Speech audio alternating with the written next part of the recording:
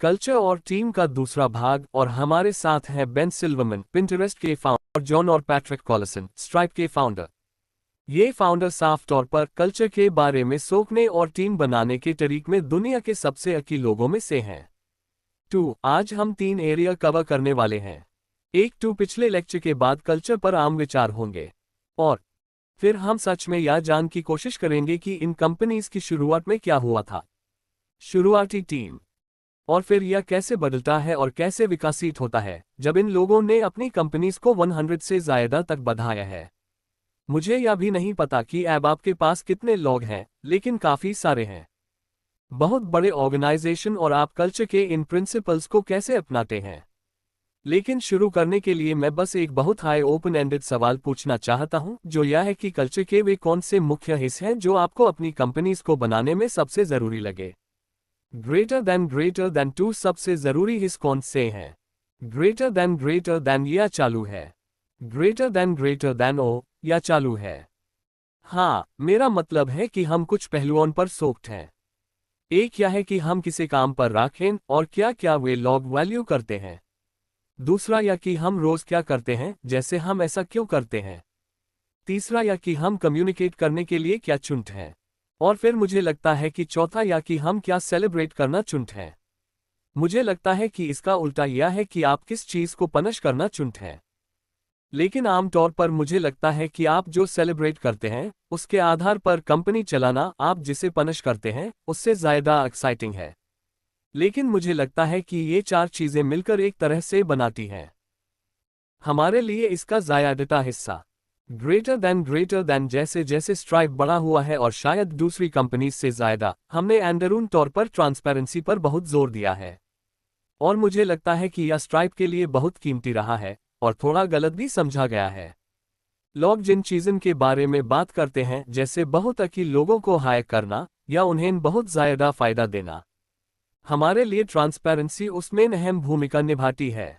हमें लगता है कि अगर आप स्ट्राइप जो कर रहा है उसके बारे में हाई लेवल पर सहमत है, अगर हर कोई सच में मिशन में विश्वास है, और फिर अगर सभी के पास जानकारी तक सच में अच्छी पहुंच है और स्ट्राइप की अभी की हालात की अच्छी तस्वीर है, तो इससे आपको एक साथ प्रोडक्टिव तरीके से काम करने के मामले में बहुत मदद मिलती है। और यह अन दूसरी चीज़ों को भी माफ कर देता है जो आपके स्टार्टअप के बंधन के साथ टूट जाती हैं। जैसे जैसे हम बढ़े, हमने 2 लोगों से शुरुआत की। हम 170 से ज्यादा लोग हैं।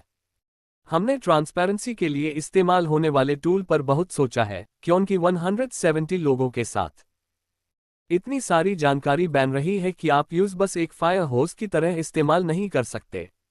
और इसलिए हम स्लैक का इस्तेमाल कैसे करते हैं, ईमेल का इस्तेमाल कैसे करते हैं, ऐसी चीजें हम इस पर बाद में और बात कर सकते हैं। लेकिन मुझे लगता है कि यह उन खास चीज़ों में से एक है जिसने हमें अच्छा काम करने में मदद की है। ग्रेटर देन मुझे लगता है कि कल्चर कुछ हद तक असल में एक तरह का है बैंडविड्थ की समस्या का समाधान। इस मायने में कि हो सकता है कि जब आप किसी चीज पर काम करना शुरू करते हैं तो आप हर समय कोडिंग करते रहते हैं, लेकिन आप उन सभी चीज़ों को कोड नहीं कर सकते जो आपको लगता है कि प्रोडक्ट में है। जरूरत पड़ सकती है, या कंपनी को जरूरत पड़ सकती है, या जो भी हो, और आप ज्यादा कोडर के साथ काम करने का फैसला करते हैं, है ना? और इसलिए ऑर्गेनाइजेशन बड़ा हो जाता है। और शायद किसी आइडियल दुनिया में, मुझे नहीं लगता कि यह असल में सच है, लेकिन एक तरह से आइडियली आप हर एक फाइल में और हर एक पैल में शामिल हो सकते हैं कंपनी का, और जो कुछ भी होता है। लेकिन ज़ाहिर है आप नहीं कर सकते, या शायद आप कर सकते हैं अगर 2 लोग हों, लेकिन आप पक्का 5 या 10 की तरह भी ऐसा नहीं कर सकते। वह पॉइंट बहुत जल्दी आ जाता है, फिर जब आप 50 साल के होते हैं तो यह पूरी तरह से बेकार हो जाता है। और इसलिए कल्चर कुछ इस तरह का होता है कि आप किस तरह के होते हैं, आप किस तरह का स्ट्रैंड चाहते हैं, आप किस तरह का इन्वेरिएंस बनाए रखना चाहते हैं, जैसे आप कर सकते हैं। समय के साथ आप खास तौर पर कम से कम फैशन में शामिल होते हैं। और मुझे लगता है कि जब आप इसके बारे में सोचते हैं इस तरह, शायद इसकी अहमियत अपने आप साफ हो जाती है ना? क्योंकि फिर से जिन चीज़ों में आप सीधे तौर पर शामिल हो सकते हैं उनका हिस्सा कम होता जा रहा है। मेरा मतलब है, लगभग तेजी से। मान लीजिए कि आपकी हेडकाउंट ग्रोथ एक ऐसे कर्व पर है जो एक बड़ी कंपनी जैसा दिखता है। और हाँ, यह बहुत ज़रूरी है। और फिर यह कई अलग अलग तरीकों से दिखता है। जैसे हायरिंग में मुझे लगता है कि आप जो पहले 10 लोग हायर करते हैं उन्हें क्या शिप किया जाता है, इसके फाइल इतने ज़रूरी इसलिए होते हैं क्योंकि आप सिर्फ पहले 10 लोगों को हायर नहीं कर रहे हैं, आप असल में लगभग 100 लोगों को हायर कर रहे हैं।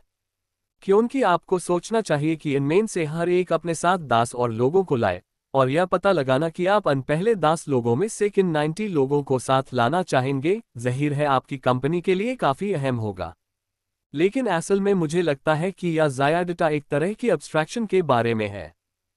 ग्रेटर देन टू एक बात जिस पर इस क्लास में बहुत से स्पीकर्स ने बात की है वह यह है कि अगर आप अन पहले 10 एम्प्लॉयज़ को सही से हायर नहीं करते हैं तो कंपनी असल में कभी उबर नहीं पाएगी, लेकिन किसी ने इस बारे में बात नहीं की कि ऐसा कैसे करना है। जब आपने इन शुरुआती कर्मचारियों को काम पर रखा तो कंपनी का कल्चर सही करने के लिए आप तीनों ने क्या देखा, कैसे आपने उन्हें कैसे पाया और आपने क्या देखा। ग्रेटर देन जरूर 2 मुझे लगता है कि यह जवाब हर कंपनी के लिए अलग है और मैं कहूंगा कि हमारे लिए यह बहुत इंडक्टिव था। 2 मैंने सचमुच उन लोगों को देखा जिन्हें के साथ मैं काम करना चाहता था और जिन्हें के बारे में मुझे लगा टैलेंटेड थे। मुझे लगता है मैंने कल्चर के बारे में ये सारी किताबें पढ़ी हैं, क्योंकि जब मुझे नहीं पता कि क्या करना है कुछ, मैं सबसे पहले चीज़ें पढ़ता हूँ और हर किसी के पास ये सारे फ्रेमवर्क होते हैं। और मुझे लगता है कि एक छोटी सी बड़ी गलतफहमी जो किसी ने एक बार कही थी वो ये है कि लोग सोचते हैं कि कल्चर आर्किटेक्चर जैसा है जबकि यह गार्डनिंग जैसा ज़्यादा है। आप जानते हैं आप कुछ बीज बोते हैं और फिर आप उन खरपतवारों को निकाल देते हैं जो काम नहीं कर रहे हैं और वे एक तरह से फैल जाते हैं। इसलिए जब हमने पहली बार लोगों को काम पर रखा तो हमने ऐसे लोगों को काम पर रखा जो हमारे जैसे थे। मैं अक्सर ऐसे लोगों को देखता था 3 या 4 अलग अलग चीज़ें जो मुझे लोगों में सच में पसंद थी। आप जानते हैं मैंने ऐसे लोगों को देखा जो काम करते थे कठिन और ऐसा लगा कि वे बहुत ईमानदार और कम ईगो वाले थे। मैं ऐसे लोगों को ढूंढता था जो क्रिएटिव हों और मेरा आमतौर पर मतलब होता था कि वे सच में जिज्ञासु हों। उनकी ये सभी अलग अलग रुचियां थी। हमारे कुछ पहले कर्मचारी शायद सबसे अजीब लोगों में से हैं जिनसे मैं कभी मिला हूं। वे इंजीनियर थे लेकिन उनके पास ये सभी क्रेजी हॉबीज भी थी। जैसे एक आदमी ने इतने बड़े नियमन के साथ अपना बोर्ड गेम बनाया। एक और आदमी को मैजिक ट्रिक्स का बहुत शौक था और उसने न केवल आईफोन पर इस तरह की मैजिक ट्रिक को कोड किया था बल्कि उसने शॉट भी मारे थे प्रीव्यू के साथ प्रोडक्शन वीडियो। और मुझे लगता है कि यह अजीब पान असल में एक तरह का कॉलिंग कार्ड रहा है। और हम पाते हैं कि सच में क्रिएटिव अजीब लोग जो कई फील्ड्स को लेकर उत्साहित होते हैं और एक में बहुत अकी होते हैं, वे सच में बहुत अकी प्रोडक्ट्स बनाते हैं। वे मिलकर काम करने में बहुत अकी होते हैं। फिर आखिरी बात यह है कि हम सच में ऐसे लोगों को ढूंढते हैं जो बस कुछ बढ़िया बनाना चाहते थे और इनमें घमंड नहीं था, लेकिन उन्हें लगा कि रिस्क लेना और खुद से बड़ा कुछ बनाना बहुत अच्छा होगा। और अगर आप हमारी सिचुएशन में हैं तो शुरू में इसे चुनना बहुत बहुत आसान है। हमारा ऑफिस बहुत खराब था, जैसे किसी को पेमेंट नहीं मिलती थी, इसलिए कुछ बनाने के लिए एक्साइटेड होने के अलावा कोई बारी वजह नहीं थी। असल में ना जन की हर वजह थी। और यह एक ऐसी चीज है जिसे मैं पीछे मुड़कर देखता हूं तो मैं सच में वैल्यू करता हूं, क्योंकि हम हमेशा जानते कि लोग सबसे प्योर वजहों से जड़ रहे थे और असल में वे दूसरी अच्छी जॉब के मौके, मार्केट सैलरी, एक साफ सुथरा ऑफिस, सब कुछ छोड़ने को तैयार थे सिर्फ काम करने के मौके के लिए की इक्विपमेंट। 2 आज तक मुझे लगता है कि इनमें से बहुत सारे गणन लोगों में बस गए हैं जिन्हें हम ऐप देखते हैं। ग्रेटर देन हाँ, पहले 10 लोगों को हायर करना सच में मुश्किल होता है क्योंकि आप ये पहली 10 हायरिंग ऐसे समय पर कर रहे हैं जब किसी ने इस कंपनी के बारे में सुना भी नहीं है, कोई भी सच में इसके लिए काम नहीं करना चाहता। आप बस ऐसे हैं जैसे 2 अजीब लोग इस अजीब आइडिया पर काम कर रहे हैं। ग्रेटर देन और जैसे उनके दोस्त उन्हें ज्वाइन न करने के लिए कह रहे हैं। हमारे दूसरे एम्प्लॉय के लिए मुझे लगता है उसने ऑफर मान लिया था या वह बस लेने हाई वाला था और उसके सबसे अकी दोस्त यूज एक रात पहले बाहर लग गए और यह एक तरह से पूरी तरह से हमला था कि तुम्हें यह कंपनी क्यों नहीं ज्वाइन करनी चाहिए या तुम्हारी जिंदगी क्यों बर्बाद कर रही है। और टू खैर वह आदमी बाद में भी ज्वाइन करता रहा और असल में अन दोस्तों में से एक ऐप स्ट्राइप में भी काम करता है। लेकिन यही टू आपका सामना है। ग्रेटर देन हाँ। और मेरा मतलब है कि यह मुश्किल भी है क्योंकि 10 लोगों के किसी भी बैच का कंपनी पर उतना बड़ा असर नहीं होगा जितना पहले 10 लोगों का था। मुझे लगता है कि रिक्रूटिंग के बारे में हर किसी की यही सोच है कि आप लिंक्डइन खोलें। या कुछ डॉलर से ऑर्डर करने जैसा है। मेन्यू या है, मुझे वह चाहिए और वह चाहिए। और अब आपके पास कुछ आया है। जबकि कम से कम हमारे लिए या बहुत लंबे समय तक चला अन लोगों से बात करना जिन्हें हम जानते या दोस्तों के दोस्त शामिल हुए। हमारे पास बहुत बड़े नेटवर्क नहीं द ग्रेट और मैं दोनों उस समय कॉलेज में थे। इसलिए ऐसे कोई लोग नहीं द जिन्हें के साथ हमने सच में काम किया हो। और इसलिए अन शुरुआती स्ट्राइप्स में से बहुत से लोग ऐसे द जिन्हें के बारे में हमने सुना था। दोस्तों के दोस्त और दूसरी दिलचस्प बात जो उस सब में कॉमन थी वह यह थी कि वे सब अपने करियर के शुरुआती दौर में या किसी तरह से अंडरवैल्यूड थे। क्योंकि जब आप इसके बारे में सोचते हैं टू अगर कोई जाना माना शानदार क्वांटिटी टू वे शायद किसी जॉब में काम कर रहे होंगे और उससे बहुत खुश होंगे। और इसलिए हमें ऐसे लोगों को ढूंढने की कोशिश करनी होगी जो हमारे डिजाइनर के मामले में जिसे हमने हायर किया था वह 18 साल का था और हाई स्कूल में था और उस समय स्वीडन में था। हमारे स्टोर के मामले में वह उस समय कॉलेज में था। आप जानते हैं इनमें से बहुत से लोग वे अपने करियर की शुरुआत में दी और हम तभी ऐसा कर सकते थे जब आप मजबूर हों तो आप रिलैक्स कर सकते थे। आप इस बात को रिलैक्स कर सकते हैं कि वे टैलेंटेड हैं या इस बात को रिलैक्स कर सकते हैं कि यह साफ है कि वे टैलेंटेड है और हमने जानबूझकर नहीं लेकिन हमने बाद वाली बात को रिलैक्स किया। ग्रेटर देन हाँ, मुझे लगता है कि ऐसे लोगों को ढूंढना चाहिए जो वैल्यू इन्वेस्टर हों या बस एक वैल्यू इन्वेस्टर की तरह सोचें। आप अस ह्यूमन कैपिटल की तलाश कर रहे हैं जिसकी मार्केट ने काफी डिवैल्यू कर दी है, आप जानते हैं। शायद आपको फेसबुक और गूगल या किसी दूसरे के शानदार दोस्तों को नौकरी पर रखने के बारे में नहीं सोचना चाहिए। जो भी हो, क्योंकि उन्हें पहले हाई खोज लिया गया है। आप जानते हैं, अगर वे शामिल होना चाहते हैं तो यह बहुत अच्छी बात है, लेकिन उन्हें मनाना शायद ज्यादा मुश्किल होगा। जॉन और मैंने कल दोपहर थोड़ी देर वह समझने की कोशिश की कि हमारे पहले 10 या उससे ज्यादा लोगों में ऐसी कौन सी बातें एक जैसे थी जो हमें जरूरी लगी। और आप जानते हैं, आमतौर पर कल्चर के बारे में बात करते हुए मैं जो कुछ भी कहता हूं यूं एक तरह से या कहना चाहता हूं कि इस तरह की सलाह बहुत कम अनुभव वाली होती है। बहुत ज्यादा अंदाजा लगाया गया। और मुझे लगता है कि इसमें बहुत सच्चाई है। लेकिन हमारे पहले 10 लोगों के लिए जो बातें हमें पता चली वे ये थी कि वे बहुत सच्चे और सीधे थे। मुझे लगता है कि यह बात असल में बहुत मायने रखती है कि वे ऐसे लोग हैं जिनके साथ दूसरे काम करना चाहते हैं, वे ऐसे लोग हैं जिन पर दूसरे भरोसा करते हैं। वे समस्याओं को जिस तरह से देखते हैं उसमें एक तरह की बौद्धिक ईमानदारी होती है वगैरह। वे ऐसे लोग जो मुझे काम खत्म करना बहुत पसंद आया। बहुत से लोग हैं जो बहुत सी चीज़ों को लेकर बहुत उत्साहित रहते हैं। अनमेन से सिर्फ कुछ हाई लोग असल में चीज़ों को पूरा करने को लेकर उत्साहित हैं। आप जानते हैं, इस बारे में बहुत बातें हो रही हैं, जैसे लोगों को उनके गिटहब रिज्यूम से हायर करना। जो भी हो, असल में मुझे लगता है कि यह मुझे ठीक नहीं लगता। इस मायने में कि वह जगह बहुत सी अलग अलग चीज़ों पर बहुत ज़्यादा प्रीमियम देती है।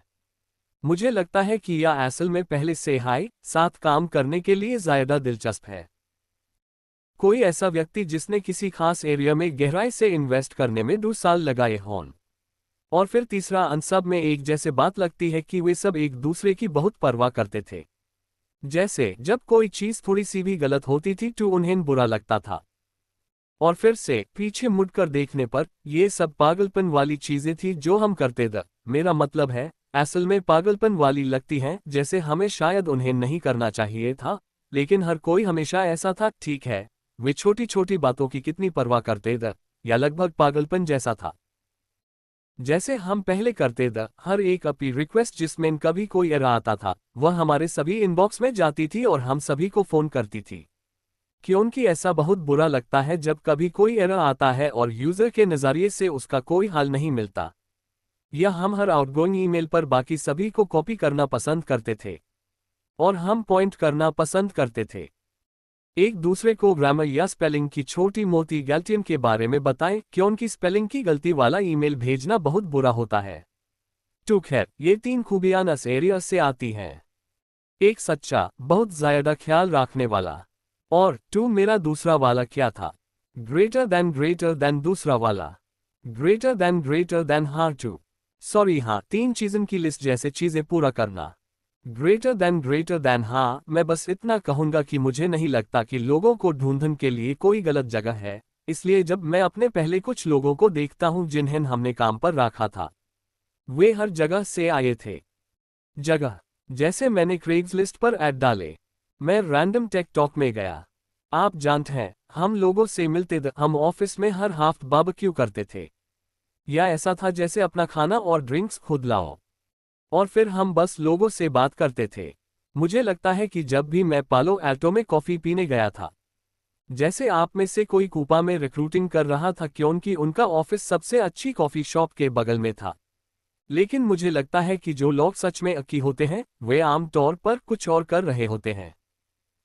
और इसलिए आपको उन्हें ढूंढना होगा, बजाय इसके कि आप यह उम्मीद करें कि वे आपको ढूंढ लेंगे। यह बात और भी ज्यादा जरूरी है जब किसी ने उस प्रोडक्ट के बारे में कभी सुना ना हो या इस्तेमाल ना कर रहा हो जिस पर आप काम कर रहे हैं। ग्रेटर देन हाँ एक बढ़िया एलिवेटर पिच होना शायद बहुत जरूरी है।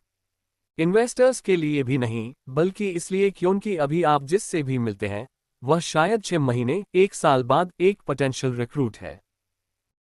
और इसलिए उन्हें आपकी कंपनी के बारे में उत्साहित करने का सही समय, उनके लिए हमें फॉलो करना शुरू करने का सही समय, और अगर वे सोचते हैं कि वे आगे क्या करने जा रहे हैं तो इसके बारे में सोचने का सही समय है। जैसे हाय आप शुरू कर सकते हैं। लोगों को रिक्रूट करने में बहुत लंबा समय लगेगा, इसलिए आप जो कर रहे हैं उसके बारे में लोगों को लगातार उत्साहित कर पाना बाद में फायदेमंद होगा। ग्रेटर देन शायद या थोड़ा अलग है, लेकिन जॉन और मैं कल दोपहर भी बात कर रहे थे जैसे हमारे कुछ दोस्तों ने स्कूल से निकलते हाई कंपनीज शुरू कर दी हों। हम सोच रहे थे कि इन कंपनीज में क्या गलत होता है, और मुझे लगता है कि कुछ ऐसा है जो शायद सबसे आम फेलियर मोड हो सकता है। चंकी हमने कुछ बहुत ज्यादा खास करने की बात की थी और बेडेड। मुझे लगता है कि शायद यह टाइम होराइजन में एक बड़े बदलाव की वजह से होता है। जैसे आप क्लास से स्टार्टअप बनाने की ओर बढ़ते हैं, है ना? एक क्लास एक क्वार्टर या एक सेमेस्टर या कुछ और में खत्म हो जाती है, जबकि स्टार्टअप 5 या 10 साल की चीज होती है। और मुझे लगता है कि यह सच में प्रॉब्लम वाली बात है क्योंकि यह असल में काफी खास कामन के लिए लोगों को हायर करना मुश्किल है, क्योंकि अगर आप किसी से कहते हैं कि देखो हम एक रॉकेट बनाने जा रहे हैं मंगल ग्रह पर जाता है, मेरा मतलब है कि यह लगभग असंभव लगता है, लेकिन यह भी बहुत बढ़िया लगता है ना? और इसलिए लोगों को इस पर काम करने के लिए मनाना असल में बहुत आसान है। बेशक अगर यह ठीक है, आप जानते हैं हम इसे बनाने जा रहे हैं, तो मैं किसी खास आइडिया को अलग नहीं करना चाहता क्योंकि शायद ऐसा लगे कि मैं कोई असली स्टार्टअप चुन रहा हूं जो यह कर रहा है। लेकिन आप जानते हैं अगर आप कुछ बहुत छोटा चुनते हैं, कुछ ऐसा जो शायद क्लास प्रोजेक्ट के हिस्से के तौर पर आपके द्वारा हल की गई समस्याओं से निकालता है, तो यह असल में बहुत ज्यादा मेहनत वाला काम है। ग्रेटर देन एक खास सवाल जो अक्सर पूछा जाता है वह यह है कि एक कम अनुभवी फाउंडर के तौर पर आप कैसे पहचानें कि सच में महान लोग कौन है। तो आप जानते हैं आप इन बारबेक्यू में या अपने दोस्तों के लिए या कहीं और लोगों से मिलते हैं और शायद आपने उनके साथ थोड़ा काम भी किया हो, लेकिन आपने अपने प्रोसेस में खास तौर पर क्या किया या पहचान के लिए कि यह व्यक्ति सच में महान होने वाला है, या आप कब सच में गलत हो गए।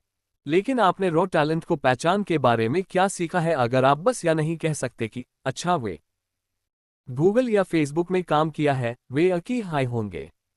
ग्रेटर देन खैर मेरा मतलब है जब तक आप लोगों के साथ काम नहीं करेंगे तब तक आपको 100% पता नहीं चलेगा। इसलिए इसका दूसरा पहलू यह है कि आप जानते हैं अगर आपने किसी को काम पर रखा है और वह आपके लिए सही नहीं है, तो आपकी कंपनी और उनके प्रति यह जिम्मेदारी है कि आप उन्हें बताएं कि वे कैसे बेहतर हो सकते हैं, और अगर वे काम नहीं कर रहे हैं तो उन्हें निकाल दें। लेकिन मुझे लगता है कि आमतौर पर टैलेंट का सवाल दो हिस्सों में बांटा होता है।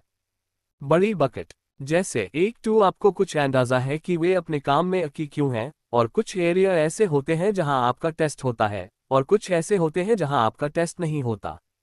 और जहां आपका टेस्ट नहीं होता, वे असल में बहुत ज़्यादा मुश्किल होते हैं। 2 हम जो करेंगे वह यह है कि हम कुछ चीज़ें करेंगे। जैसे सबसे पहले किसी से बात करने से पहले हम यह समझने की कोशिश करते हैं कि इस फील्ड में असल में वर्ल्ड क्लास क्या है। और यह बाद में बहुत ज़रूरी हो जाता है जब आप हेड ऑफ फाइनेंस जैसे लोगों को हायर कर रहे होते हैं और आपको फाइनेंस के बारे में कुछ नहीं पता होता, सिवाय इसके कि लाइब्रेरी की किताब में क्या लिखा होता है, फाइनेंस या मार्केटिंग हेड के इंट्रोडक्शन जैसा कुछ। 2 मैंने हमेशा यह आदत बनाई कि जैसे अन लोगों से बात करूं जिन्हें मैं असल में वर्ल्ड क्लास जानता था, और फिर उनसे खास तौर पर पूछूं कि आप इनमें कौन सी खासियतें देखते हैं, आप कौन से सवाल पूछते हैं और आप उन्हें कैसे ढूंढते हैं। और अगर आप अगले ऐसे इंसान को ढूंढ रहे हैं जो आप जितना अच्छा हो, जैसे आप कहाँ हैं, वह इंसान अभी कहाँ काम कर रहा है, और जैसे उसका फ़ोन नंबर क्या है। मुझे लगता है कि इंटरव्यू प्रोसेस के दौरान यह सीखना कि क्या अच्छा है और क्या बुरा बहुत महंगा है। यह आपके समय का महंगा इस्तेमाल है और यह हर किसी के समय का महंगा इस्तेमाल है, इसलिए इसका प्री कैलिब्रेशन सच में मायने रखता है। और फिर एक बार जब आप किसी को इंटरव्यू प्रोसेस में ले लेते हैं, जो आप समय के साथ प्रोसेस को स्क्रीन क्वालिटी के हिसाब से बनाते हैं। और इसलिए पिंटरेस्ट पर, आप जानते हैं, हमारे पास स्टैंडर्ड सवालों का एक बदलता हुआ सेट है जिसे हम हमेशा बदलते रहते हैं, और हम हमेशा मापते रहते हैं क्या ये क्वालिटी के की इंडिकेटर हैं या व्यूअर। लेकिन दूसरी बात यह है कि इन सवालों का मतलब क्या उन्हें यह बताना चाहिए कि क्या यह इस व्यक्ति के काम करने के लिए सही जगह है। और यह इस बात पर है जो आप लोगों ने कही थी कि क्या आसान होगा और क्या मुश्किल, इस बारे में बहुत ट्रांसपेरेंट रहे। सच में महान लोग मुश्किल काम करना चाहते हैं, वे मुश्किल समस्याओं को हल करना चाहते हैं। और इसलिए गूगल ने इंटरव्यू के लिए ऐसे सवाल रखे जो सच में बहुत अकी माने जाते थे। कठिन, क्योंकि टैब जो लोग सच में मुश्किल प्रॉब्लम सॉल्व करना पसंद करते हैं, वे बाहर आते हैं और उन्हें ढूंढते हैं। मुझे लगता है कि यह बहुत ज़रूरी है, भले हाई कंपनीज बड़ी हो जाएं, कि आप रिस्क को छुपाएं नहीं। मैंने सुना है कि पेपैल में आप जाते दी और पीटर थिल और मैक्स लेफ्चिन जैसे लोगों से इंटरव्यू करने के बाद वे कहते थे कि वे वीज़ा और मास्टरकार्ड हमें ख़त्म करना चाहते हैं, और हो सकता है कि हम कुछ ऐसा कर रहे हों जो गैर कानूनी हो। लेकिन अगर आप सफल होते हैं तो आप पेमेंट को फिर से डिफाइन करेंगे। या जब वे आईफोन के लिए रिक्रूट कर रहे थे, उन्होंने लोगों को यह भी नहीं बताया कि वे क्या कर रहे हैं। वे ऐसे थे जैसे आप 3 साल तक अपने परिवार से नहीं मिल पाएंगे, लेकिन जब आपका काम हो जाएगा तो आपके बैकएंड के बच्चे याद रखेंगे कि आपने क्या बनाया है। और मुझे लगता है कि रिक्रूटिंग में यह भी एक बहुत अच्छी बात है कि आप इस बारे में बहुत ट्रांसपेरेंट हैं कि आपको क्यों लगता है कि यह एक अमेजिंग चीज़ है। मौका, लेकिन आप बहुत डिटेल में बताते हैं कि यह मुश्किल क्यों होगा। और फिर सही लोग इस मौके को चुनते हैं या वे उससे बाहर निकल जाते हैं। ग्रेटर देन सबूत बताते हैं कि यह बहुत कीमती है। हालांकि लोग अपने बैकएंड को देखने के लिए नहीं जा पाते। मुझे लगता है कि टैलेंट पहचान की कोशिश करते समय आपको एक चीज करनी होगी, वह है इंटरव्यू के लिए कॉन्फिडेंस रखना उस तरीके से जो आपके लिए काम करे। मुझे लगता है कि आप जानते हैं, अगर आप मान लीजिए कि आप नहीं हैं दुनिया के सबसे अच्छे इंजीनियर और आप इंजीनियरिंग कैंडिडेट्स का इंटरव्यू लेने की कोशिश कर रहे हैं, मुझे लगता है कि यह लुभावना है बाकी सब जो करते हैं यूज कट कोड करने की कोशिश करें। और आप जानते हैं, उनसे व्हाइट बोर्ड पर इसे बताने को कहें। और दूसरी इंजीनियरिंग इंटरव्यू वाली चीजें करें।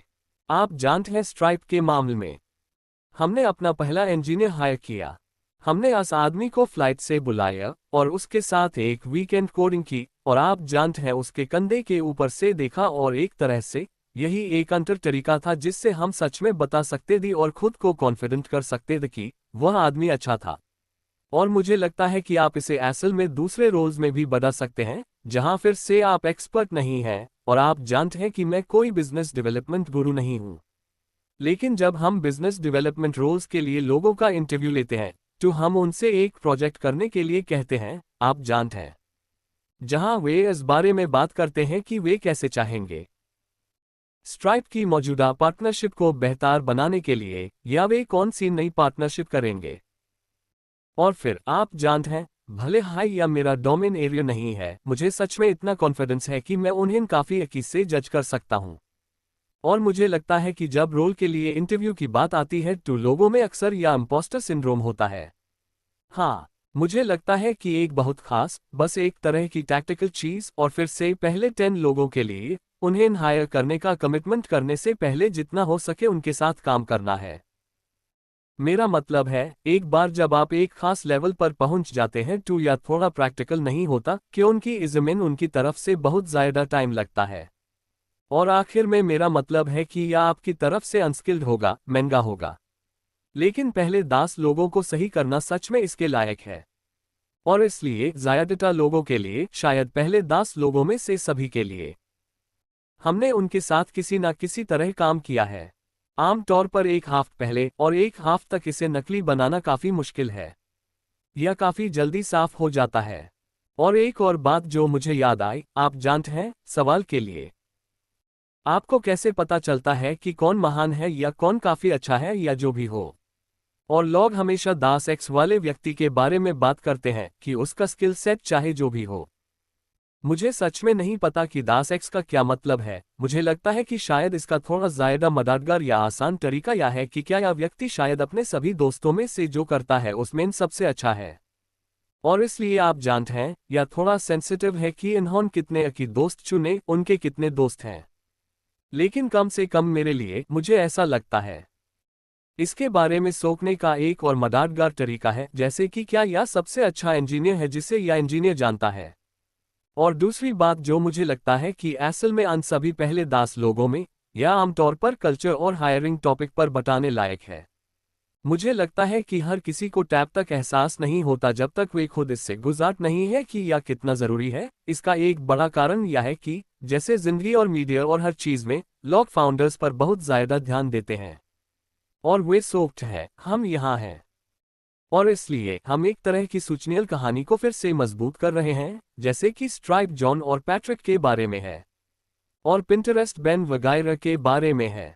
जबकि मेरा मतलब है, ज़ाहिर है, हमारी कंपनीज जो कुछ भी करती हैं उसका ज़्यादातर हिस्सा, जैसे 99.9% अन लोगों द्वारा किया जा रहा है जो हम नहीं हैं, है ना। और मुझे लगता है, मेरा मतलब है, या एक तरह से जब आप यह कहते हैं टू या साफ है, लेकिन यह बहुत ज़्यादा है, सिर्फ मैक्रो कहानी नहीं है। और आप पता है, कंपनीज एब्स्ट्रैक्ट होती हैं, इसलिए आपको उन्हें लोगों से जोड़ने की ज़रूरत है।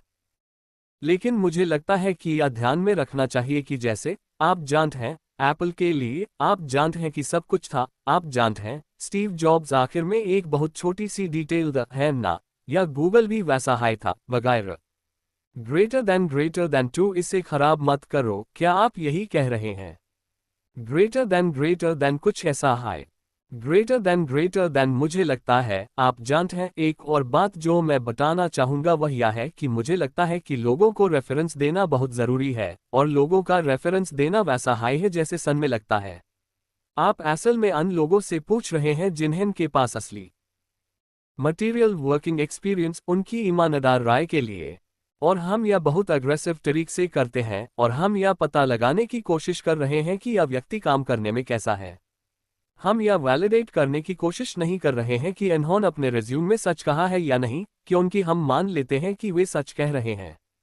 2. बहुत आम सवाल जो मैं इंटरव्यू देने वाले किसी से पूछूंगा, मैं कह सकता हूं, हम दोनों जोनाथन को जानते हैं। मैं उससे कुछ हफ्तों में बात करने वाला हूं क्योंकि हम दोनों सोशल हैं दोस्त। जैसे अगर मैं उससे पूछूं कि तुम किस चीज में सबसे अकी हो, या तुम्हें किस बात पर सबसे ज्यादा गर्व होगा, या तुम किस चीज को बेहतर बनाने के लिए काम कर रहे हो, तो वह क्या कहेगा?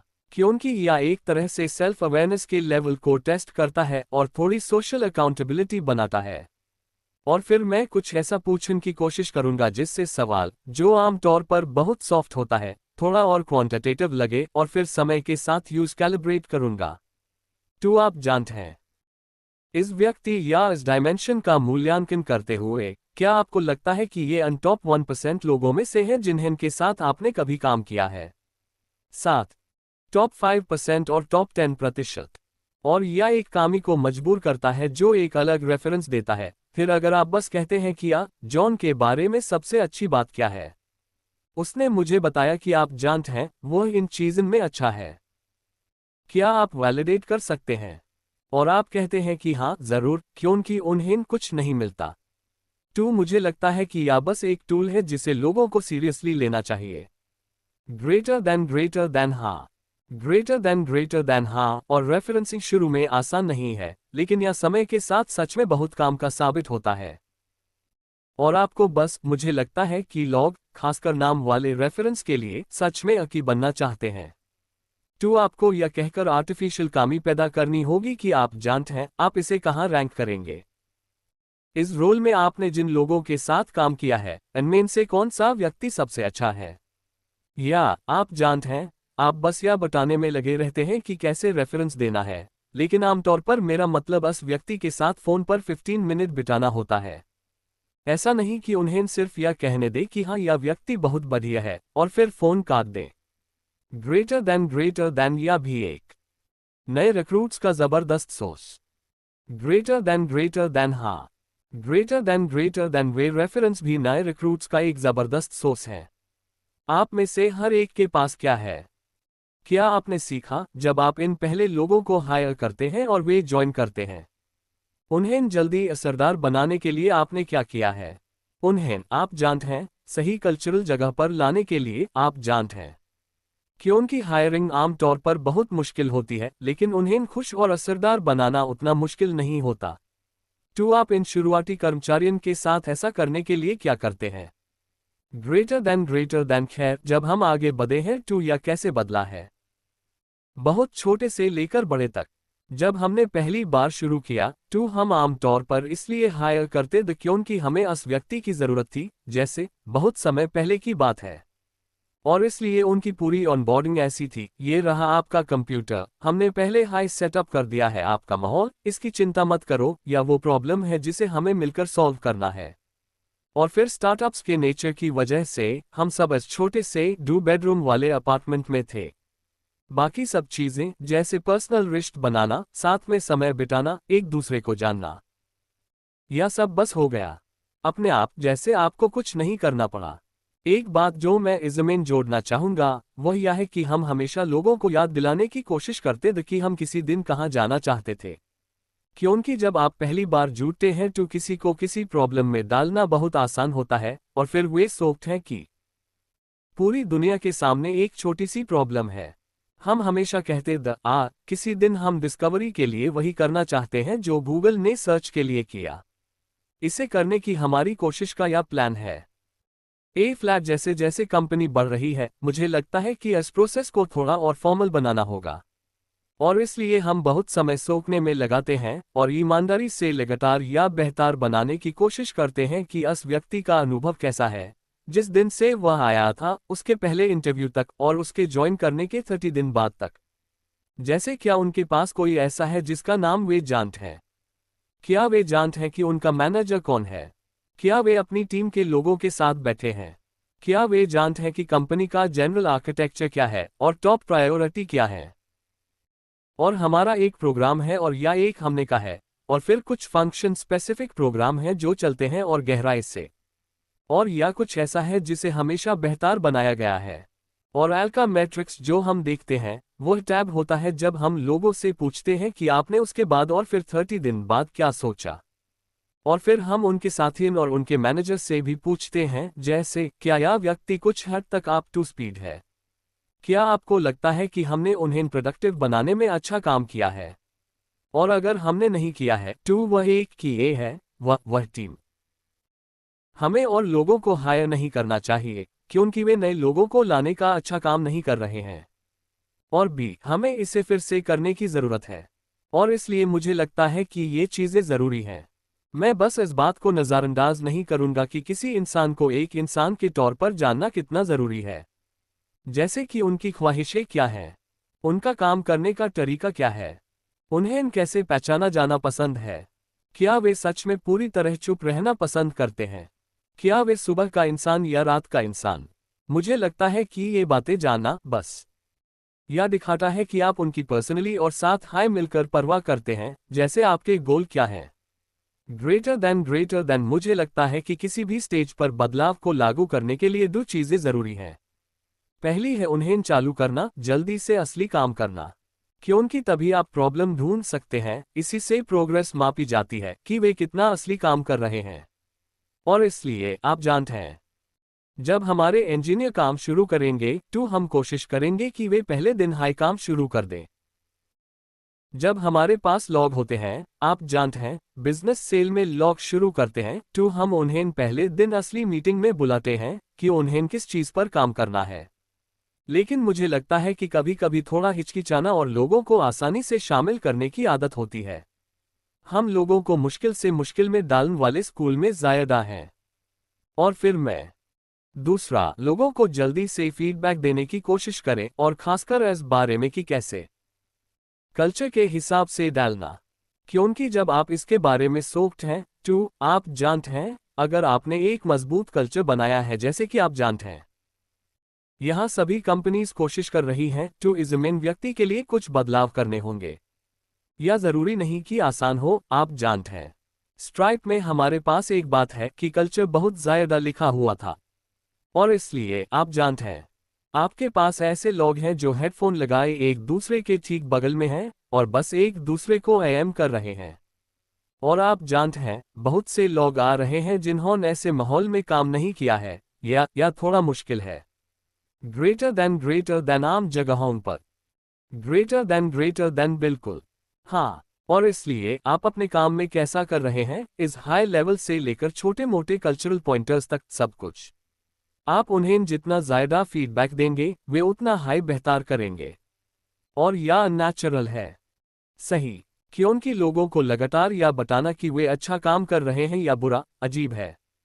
आप ऐसा नहीं करते, उम्मीद है अपनी नॉर्मल जिंदगी में आप ज्यादा कंट्रोल में रहते होंगे।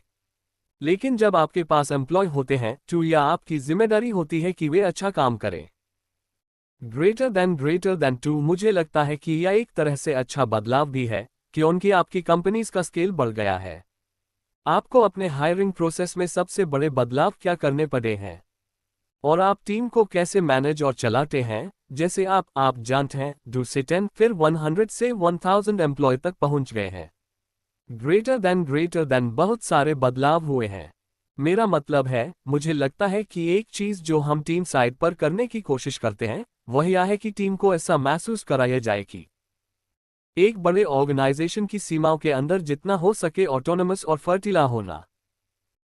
और इसका मतलब है कि समय के साथ हम हमेशा इसे कई स्टार्टअप्स का स्टार्टअप जैसा महसूस कराने की कोशिश कर रहे हैं, न कि यह एक ऐसा अकेला संगठन जिसमें कई बारी प्रोसेस हों जो इसे हॉरिजॉन्टली काट हों। और यह कहना आसान है, करना मुश्किल। मुझे लगता है कि हम अभी पूरी तरह से वहीं नहीं पहुंचे हैं, लेकिन हमारा एक लक्ष्य यह है कि हर टीम के पास काम पूरा करने के लिए जरूरी रिसोर्सेज हों, उन्हें पता हो कि सबसे जरूरी चीज क्या है और यूज कैसे मापा जाता है। और इस तरह मैनेजमेंट की समस्या कुछ हद तक सुलझ जाती है।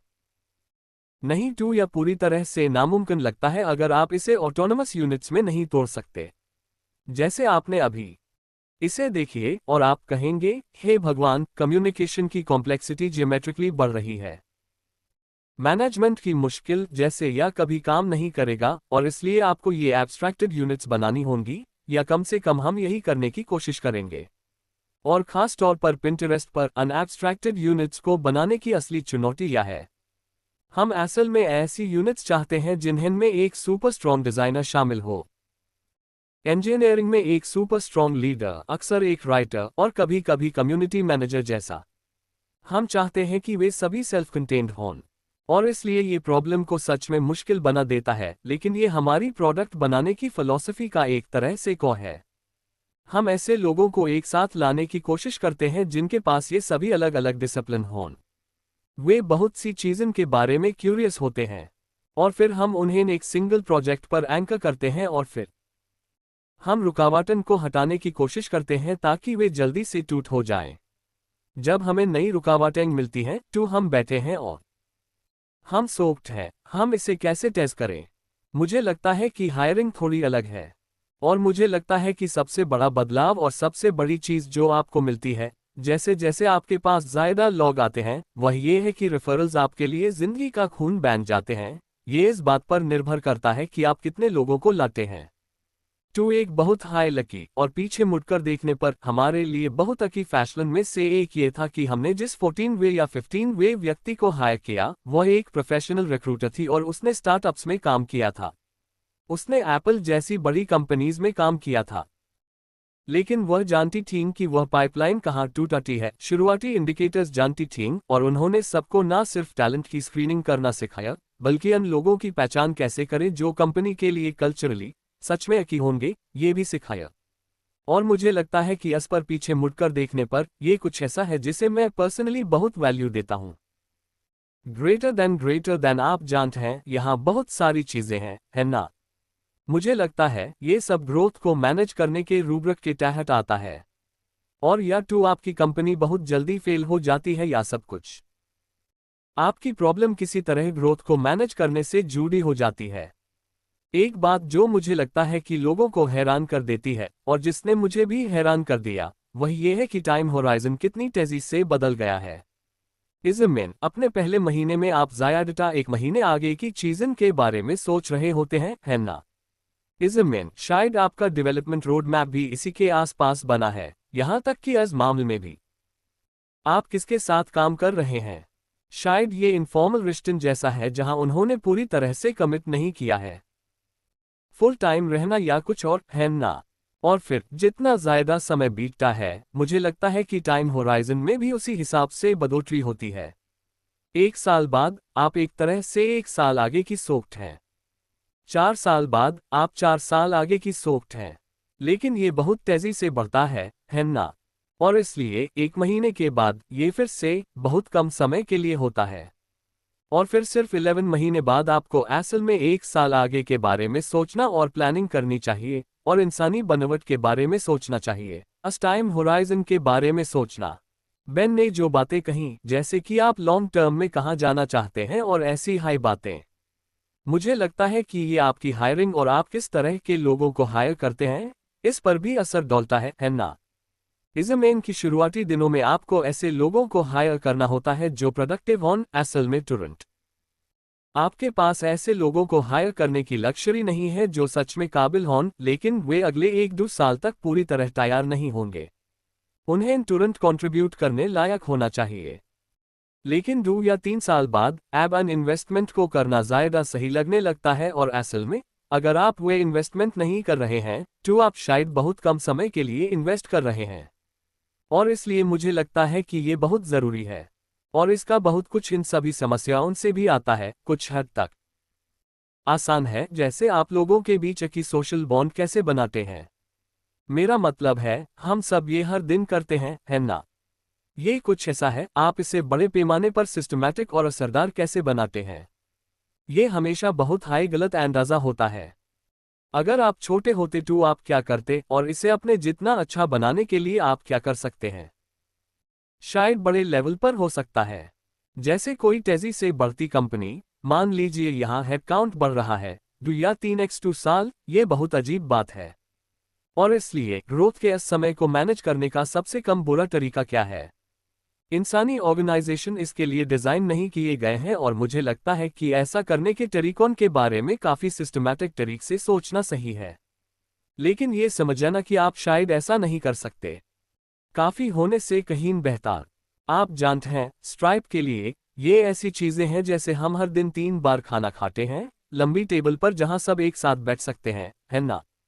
और अगर आप नेट के बारे में सोचें तो इस तरह के रैंडमली मिक्स्ड खाने से कितना ज़्यादा टोटल ह्यूमन इंटरेक्शन होता है, ये बहुत बड़ा है ना? और ये ऐसी हाई चीज़न की एक पूरी लिस्ट है। लेकिन मुझे लगता है कि ये एक तरह का जनरल फ्रेमवर्क है। ग्रेटर देन एक बात जो मैं सच में जानना चाहता हूं वह यह है कि आप लॉग ट्रांसपेरेंसी को महत्व देते हैं। आपने समय के साथ इसे कैसे बढ़ाया है?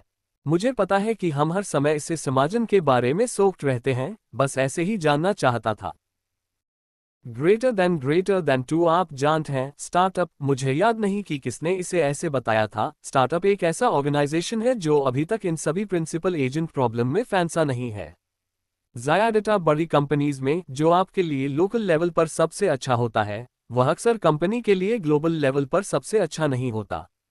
और इसलिए इसके नतीजे में शायद कई तरीके हैं जिनसे एक स्टार्टअप एक बड़ी कंपनी से अलग तरीके से काम कर सकता है। एक बड़ी कंपनी में बहुत सी चीजें जो आपके लिए अकी होती हैं, आप उन्हें पूरी तरह से ट्रांसपेरेंट माहौल में नहीं कर सकते, है ना? क्योंकि लोग आपको कम समझेंगे या आप वो काम कर रहे होंगे जो आपको नहीं करना चाहिए। लेकिन क्योंकि हर कोई एक हाई दिशा में चल रहा है, या एक हाई समय पर एक हाई दिशा में नाव चला रहा है। स्टार्टअप में आप असल में सारी जानकारी ट्रांसपेरेंट बना सकते हैं। और इसलिए मुझे लगता है कि मैंने बताया था पहले, स्ट्राइप लगभग हर एक पर स्ट्राइप पर हर दूसरे व्यक्ति को बीसीसी करता था। आउटगोइंग ईमेल, जब तक आप इसे ऑप्ट आउट ना कर दें, क्योंकि हमें लगा कि ये ज़्यादा एफिशिएंट होगा। अगर आप बस इस बात की जानकारी रखते रहे कि क्या हो रहा है, तो आपको ज़्यादा मीटिंग करने की ज़रूरत नहीं होगी। और समय के साथ हमने मीटिंग लिस्ट का एक मुश्किल फ्रेमवर्क बनाया है और अब हमारे पास जीमेल फिल्टर बनाने का एक प्रोग्राम है। और एक मुश्किल दौर में जहां लगभग 50 लोग बेन की बात के अनुसार पहले कुछ दिनों के बाद लोगों से पूछते हैं कि वे कैसे हैं। उनकी रिपोर्ट बहुत खराब है क्योंकि उन्हें वे सारे ईमेल भी नहीं मिल रहे थे जो लोग उन्हें भेजे रहे थे और वे चीजें और सब कुछ मिस कर रहे थे। ग्रेटर देन जीमेल एक समय पर खराब हो गया था। ग्रेटर देन ओ, हाँ, एक समय पर जीमेल इसलिए खराब हो गया क्योंकि हम बहुत ज्यादा ईमेल भेजे रहे थे। इसे बढ़ाना मुश्किल है क्योंकि मेरा मतलब है आप कंपनी के बाहर किसी से किसी बढ़िया आइडिया के साथ कांटेक्ट कर सकते हैं, और हो सकता है कि आपके सामने बैठा व्यक्ति सोचे कि ये ऐप तक का सबसे बेवकूफ़ी भरा आइडिया है ना? और आप अपनी सारी बातचीत के साथ कुछ हद तक पूरे ऑर्गेनाइजेशन की जांच के दायरे में आते हैं। ये इसका एक मुश्किल पहलू है। फिर अकी बात यह है कि लोगों को इस बारे में ज़्यादा जानकारी है कि क्या हो रहा है। मुझे नहीं लगता कि मैं इसे और ज़्यादा सपोर्ट कर सकता हूं जितना कि ऐप तक इसने काम किया है। ग्रेटर देन ये एक बहुत अच्छा सपोर्ट है। ग्रेटर देन हाँ, मैं सच में जानना चाहता हूं कि ये कैसे काम करता है। या जब हम 5000 लोग होंगे टैब ये काम करेगा या ऐसा है कुछ। अगर हम कभी स्केल पर पहुंचे। ग्रेटर देन मुझे लगता है कि जिन दो चीज़ों ने हमें इसे स्केल करने में मदद की है वे हैं, एक टूल्स बदलना और दूसरा इसके आसपास कल्चर डेवलप करना। और इसलिए टूल्स के मामले में आप जानते हैं पहले ऐसा होता था, या इंफ्रास्ट्रक्चर पहले ऐसा होता था कि आप सभी ईमेल पढ़कर कंपनी में क्या हो रहा है इसकी जानकारी रख सकते थे। ए फ्लैट हमारे पास कभी कभी डेक पर वीकली ऑल हैंड्स होते हैं और हमें असल में ये सारा काम एक डेक डेवलप करने में लगाना पड़ता है ताकि लोगों को ये बताया जा सके कि क्या है कंपनी में क्या चल रहा है, क्योंकि और भी बहुत कुछ है। और दूसरा कल्चरल साइड पर है, अंदर इतनी सारी जानकारी मौजूद है, आपको इसके साथ कैसा बातअप किया जाए इसके लिए कल्चरल नॉर्म्स बनाने होंगे। साफ बातें जैसे कि ये बात की इज़मेन से बहुत कुछ स्ट्राइप के लिए कॉन्फिडेंशियल है, लेकिन इससे भी कम साफ बातें जैसे कि कब किसी को ईमेल करना या स्लैक या आईआरसी में बात करना जब यूज ऐप 170 लोग देखते हैं टू स्टेज पर डर लगना बहुत आसान है। और ये बहुत आसान है जैसे आपने सोचा था। एक सही प्रपोजल आपको ये आलोचना मिलती है और ऐप भविष्य में आपके शेयर करने की संभावना कम है। और इसलिए हमें ये तय करना पड़ा कि कब चर्चा में शामिल होना सही है और वह बातचीत कैसे काम करती है, क्योंकि लोग स्टेज पर ज़्यादा होते हैं। ग्रेटर देन मुझे पूरा यकीन है कि ये अच्छा नहीं है, लेकिन यूस मुश्किल में नहीं डालना है, लेकिन एग्नेली ने इस गर्मी में स्ट्राइप में इंटर्नशिप की है। मैं जानना चाहता हूं एक इंटर्न के तौर पर क्या आपने इसके बारे में सोचा। ग्रेटर देन मुझे लगता है कुल मिलाकर ये बहुत बढ़िया है। मुझे लगता है जैसे मेरे पहले हाफ में मैंने ज़्यादा समय हैकपाड पढ़ने और ये जान में बिताया कि क्या चल रहा था, कंपनी क्या कर रही थी। ये अक्सर आपके अपने काम से ध्यान भटकाने वाला हो सकता है क्योंकि अक्सर कंपनी के दूसरे हिस्से भी होते हैं जिनमें आपकी सच में दिलचस्पी होती है। ग्रेटर देन वैसे हैकपाड गूगल डॉक्स जैसा है, लेकिन इसमें न्यूज़ फीड होती है और इस तरह आप सभी डॉक्यूमेंट्स देख सकते हैं। ग्रेटर देन हाँ, और आपको सब कुछ पब्लिक करने के लिए कहा जाता है जिस पर भी आप काम करते हैं, लेकिन कुल मिलाकर ये आपको बहुत तेजी से काम करने में मदद करता है। और हमारे पास स्पिन अप नाम की चीजें भी हैं जहां कंपनी में टीम का हर लीडर, चाहे वह सिस्टम हो या उसका प्रोडक्ट, 30 मिनट की टॉक देता है कि उनकी टीम अभी क्या कर रही है और अगर आप इंटरेस्टेड हैं तो आप कैसे कंट्रीब्यूट कर सकते हैं। ग्रेटर देन क्या आपको लगता है कि ईमेल ट्रांसपेरेंसी नेट की थी? ग्रेटर देन हाँ, मुझे याद है कि मुझे ये समझने में मुश्किल हुई थी कि मुझे क्या सब्सक्राइब करना चाहिए और क्या नहीं। और पहले हाफ मेरे इनबॉक्स में 2000 ईमेल दी और फिर आखिर तक 3 या 4 टीम्स थी। असल में चाहते हैं कि वह जानकारी कहां से आए। ग्रेटर देन ठीक है, ऑडियंस के सवाल। हाँ, ग्रेटर देन टू ये सवाल पैट्रिक और जॉन के लिए है। क्या आपका अनुभव है कि जैसे जैसे कंपनी आगे बढ़ती है, आपके शुरुआती हायर आगे बढ़ते हैं और लीडरशिप रोल में बदल जाते हैं? और बेन के लिए एक सवाल, आज क्या फाक है? प्रोडक्ट और ऑडियंस के लिए आपके शुरुआती बिड रन में क्या अंतर होगा? ग्रेटर देन ठीक है, हम चलते हैं। सबसे पहले लॉग, असल में आप तीनों का स्वागत है। इसका जवाब दें, क्या जिन लोगों को आपने जल्दी हायर किया था वे लीडरशिप रोल में आगे बढ़ पाए हैं? ग्रेटर देन स्ट्राइप्स के मामले में हाँ, पहले 10 लोगों में से काफी लोग अब लीडरशिप रोल में हैं।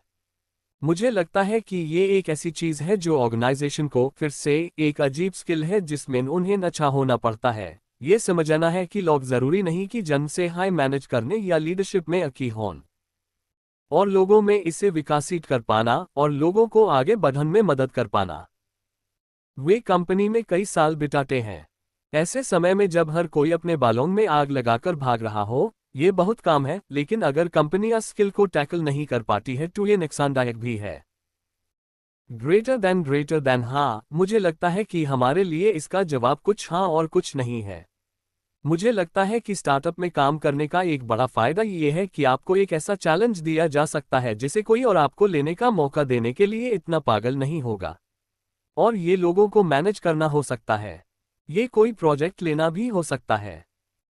लेकिन इसके साथ एक छिपा हुआ कॉन्ट्रैक्ट ये है कि अगर आप किसी से सच में बड़ा रिस्क लेने के लिए कह रहे हैं तो ये एक तरफा नहीं होना चाहिए, और अगर आप सफल नहीं होते हैं तो इसे आजमाने में डर लगता है।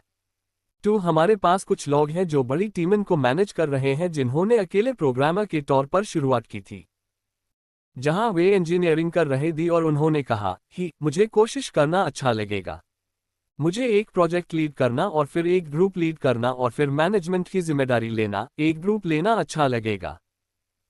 और हमारे पास दूसरे लोग भी हैं जिन्होंने इसे आजमाया और वे ऐसे मुझे सच में खुशी है कि मैंने इसे आजमाया क्योंकि मैं ऐसा दोबारा कभी नहीं करना चाहता। हम ये पक्का करने की कोशिश करते हैं कि अन्य लोगों के लिए, जैसे आप एक इंजीनियर या डिजाइनर के तौर पर अपने पर्सनल कंट्रीब्यूशन से कंपनी पर उतना हाई असर डाल सकें। आपको मैनेज करने की जरूरत नहीं है, लेकिन जब तक आप लोगों को मौका नहीं देते तब तक अंदाजा लगाना बहुत मुश्किल है। और इसलिए मेरी पक्की पसंद यह है कि आप ज्यादा से ज्यादा लोगों को मौका दें, कुछ एरिया में जहां आपको सच में लगता है कि बहुत कुछ सीखना बाकी है। वक्र सापेक्ष, आप जिस बिजनेस के मकसद को पाने की कोशिश कर रहे हैं उसके लिए आपको किसी ऐसे व्यक्ति की तलाश करनी चाहिए जो आपके लिए सही हो, इस काम में आकर सच में अच्छा काम कर पा रहे हैं। क्या आप दूसरे सवाल का जवाब देंगे? ग्रेटर देन ओ टू सवाल ये था कि जब हमने शुरू किया था टैब से विजन कैसे बदला है? ग्रेटर देन हाँ, ग्रेटर देन जरूर। मुझे लगता है कि विजन पर जब हमने पहली बार शुरू किया था तो हमने बहुत इंडक्टिव तरीके से हायरिंग शुरू की थी। हमने सोचा, ओ हम ये बहुत अच्छा टूल बनाने जा रहे हैं, लोग इसे पसंद करेंगे। मुझे चीजें इकट्ठा करना पसंद है, शायद दूसरे लोगों को भी चीजें इकट्ठा करना पसंद हो। और जिसकी हमने उम्मीद नहीं की थी वह शुरू में हाई पता चल गया कि दूसरे लोगों के कलेक्शन को देखना अन चीजन को खोजन का एक बहुत हाई शानदार तरीका बन जाता है जिन्हें के बारे में आपको पता भी नहीं था कि आप उन्हें ढूंढ रहे हैं। ये एक ऐसी समस्या का समाधान बन जाता है जो बहुत सी दूसरी टेक्नोलॉजी के पास नहीं है। और इसलिए खासकर पिछले कुछ सालों में हमने रिकमेंडेशन प्रोडक्ट बनाने में बहुत सारे टेक्निकल और डिजाइन रिसोर्सेज लगाए हैं। प्रोडक्ट सर्च करें, प्रोडक्ट्स फीड करें। हमारे पास जो यूनिक डेटा है उसका इस्तेमाल करके ये पिन्स हैं जिन्हें किसी ने हाथ से चुना था और हाथ से कैटेगराइज किया था। और फिर ऑडियंस की तरफ से पहला बड़ा सरप्राइज सच में ये रहा है कि कितने लोग और लोगों के वे समूह कितने विविध हैं गया। मुझे लगता है कि ये अन चीजन में से एक है जो सच में बहुत एक्साइटिंग है। और मज़ेदार बात यह है कि अक्सर ऐसा होता है कि जैसे जैसे कंपनी आगे बढ़ती है, आपकी आमदनी भी बड़ी होती जाती है। तो मैं अपनी टीम से कहता हूं कि हम जहां हैं और मुझे लगता है कि हमें जहां होना चाहिए, उसके बीच हमेशा एक गैप रहता है, और भले हाय असल में हम बहुत आगे हैं, मुझे लगता है कि ये गैप और भी बढ़ गया है। लेकिन मुझे लगता है कि ये उन लोगों में एक बहुत आम बात है जिन्होंने कंपनीज शुरू की हैं। ग्रेटर देन हाँ, ग्रेटर देन आपने ऐसा कहा। कंपनी का विजन बैक समय आपको ये बताना था और डिटेल में बताना था कि ये कितना मुश्किल होने वाला है। और जैसे वे 3 साल तक अपने परिवार से नहीं मिल पाएंगे, लेकिन फिर उन्हें कुछ ऐसा मिलेगा जिस पर उनके पोते पोतियन को गर्व हो। लेकिन आपको असल में कैसे पता?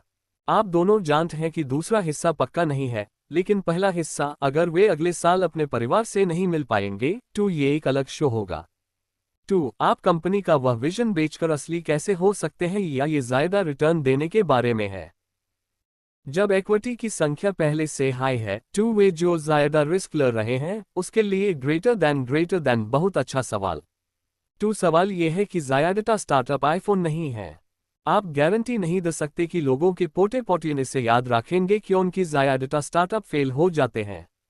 आप लोगों को कैसे मनाते हैं कि वे कुछ करें? स्टार्टअप ज्वाइन करने के लिए क्या त्याग करना पड़ता है? ग्रेटर देन मुझे लगता है लोगों को ये इसलिए पसंद आता है क्योंकि इसकी कोई गारंटी नहीं है ना?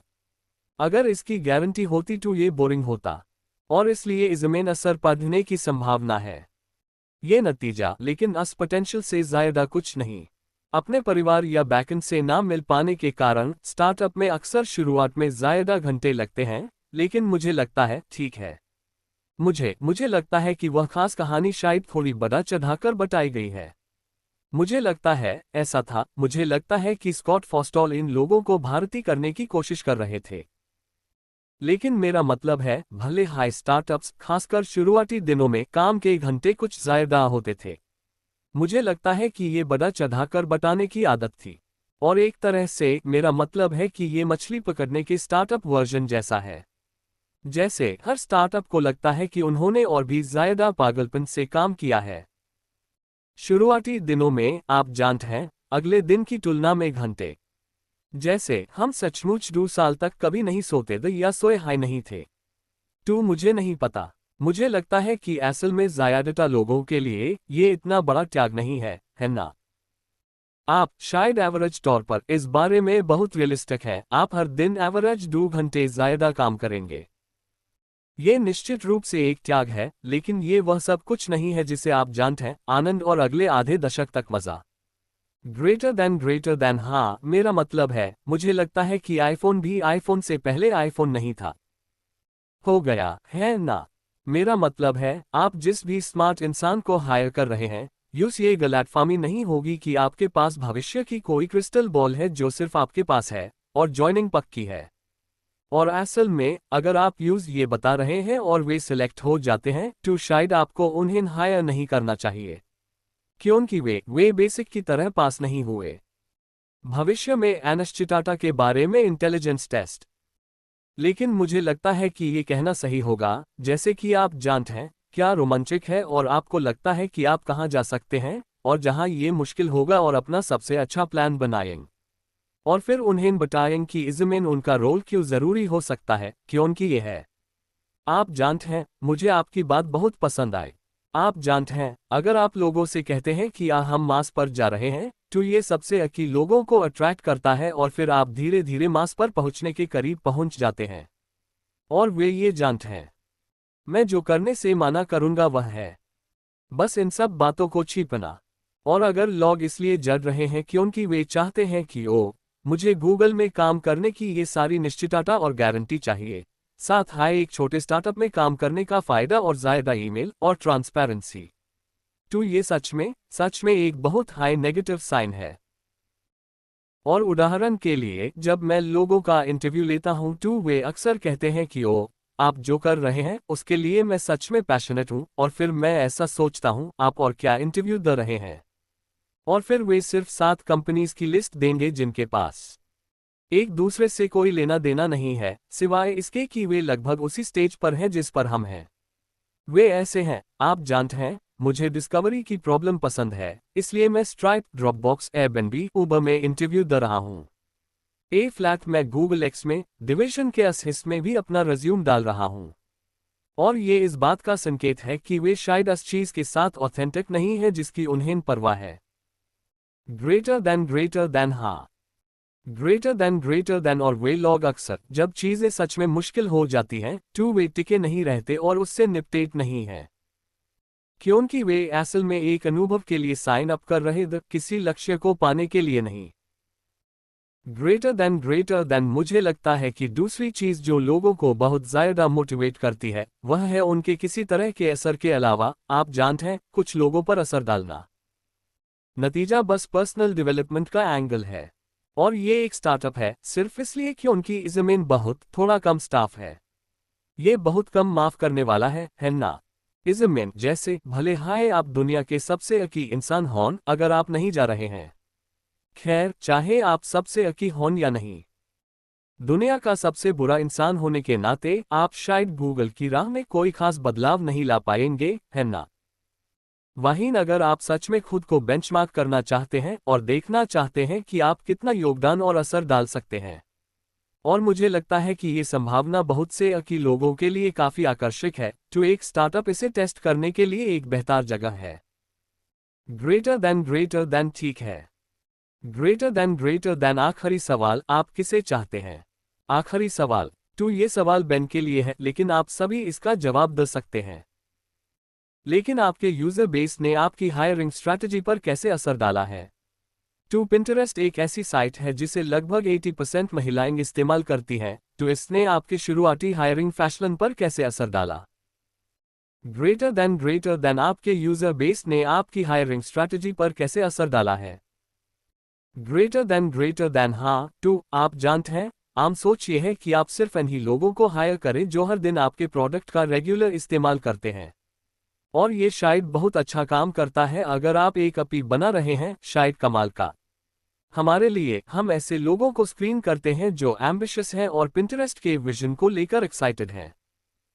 ऑनलाइन कोच, और उन्हें ठीक से पता होना चाहिए कि हमारी सर्विस कैसे काम करती है और उन्होंने इसका इस्तेमाल किया होगा। लेकिन हो सकता है कि वे लाइफ लॉन्ग यूजर ना हों, और हमारे लिए ये एक बहुत अच्छा मौका है क्योंकि हम ये पता लगा सकते हैं कि आपको इसका इस्तेमाल करने से कौन सी रुकावट आ रही है। आइए इस रुकावट को हटाइए और हमें इस विजन के करीब लाने में मदद कीजिए। मुझे नहीं पता, अगर आप कोई भी किताब पढ़ें तो उसमें स्टार्टअप से जुड़ी बहुत सी बातें हैं जो सन में ऐसी लगती हैं।